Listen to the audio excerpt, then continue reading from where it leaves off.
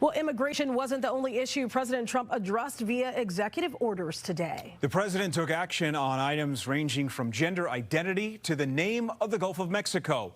Will it all hold up in court? Political reporter Paris Schutz reports.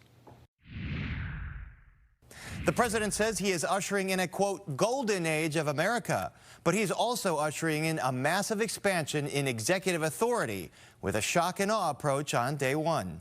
With these actions, we will begin the complete restoration of America and the revolution of common sense. The president's flurry of executive action is meant to create policy while bypassing the traditional lawmaking role of Congress. An executive order cannot transgress or collide with an act of Congress. So if Congress says red, the executive order can't say blue.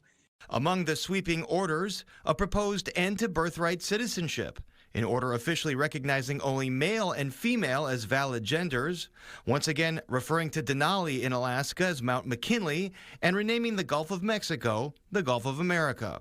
Some of Trump's orders will likely pass constitutional muster, says IIT Kent professor Harold Krent, the author of a book on presidential authority.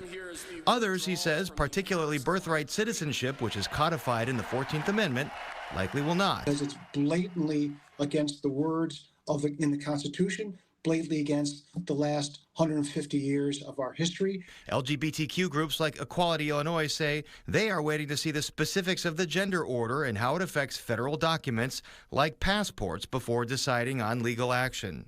The moment this is signed doesn't change anything in the immediate term. It doesn't mean that the threats aren't things we should be taking seriously.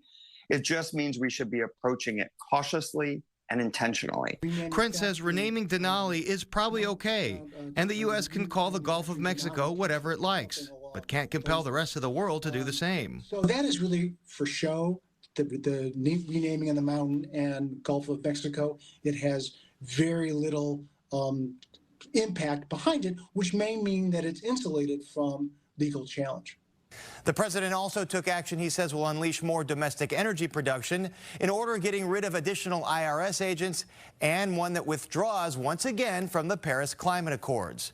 Groups like the ACLU have already filed suit against his action canceling the app for migrants seeking asylum at the border. Paris Schutz, Fox 32, Chicago.